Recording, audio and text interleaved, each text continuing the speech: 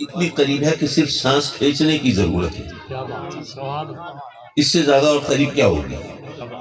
آدمی زمین پر رہے گا، اب زمین خلا میں معلق تو نہیں رہ سکتا، تو اس لیے وہ زمین جتنی قریب ہے وہ بھی آپ جانتے ہیں۔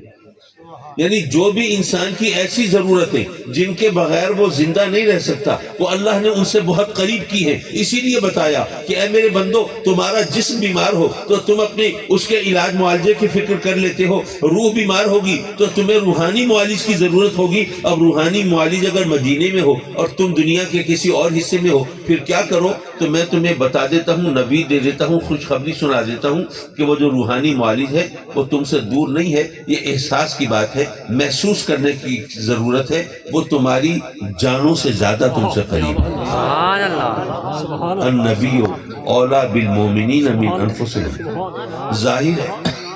ظاہر ہے کہ جس کو اس معالج کی ضرورت محسوس ہوگی اسی کو پتہ بتانا ہے نا۔ تو مومنوں کو ضرورت محسوس ہوتی ہے نا، کافروں کو تو نہیں ہوتی۔ اس لیے رب کائنات نے مومنوں کو بتایا کہ تم پریشان نہ ہو، اگر روح بیمار ہوئی تو وہ روحانی معالج تمہاری جانوں سے زیادہ تم سے قریب ہے۔ حضرات محترم، روح نظر نہیں آتی، جسم نظر آتا ہے۔ اسی طرح عقیدہ نظر نہیں آتا، عمل نظر آتا ہے۔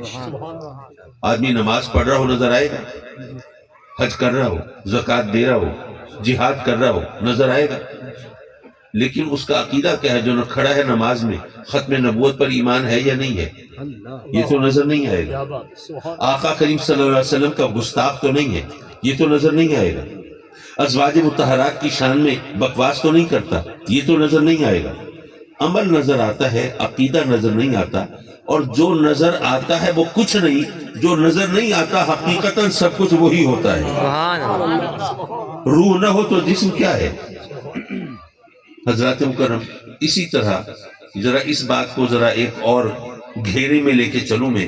میرے آقا کریم حضور علیہ الصلوۃ والسلام جس علاقے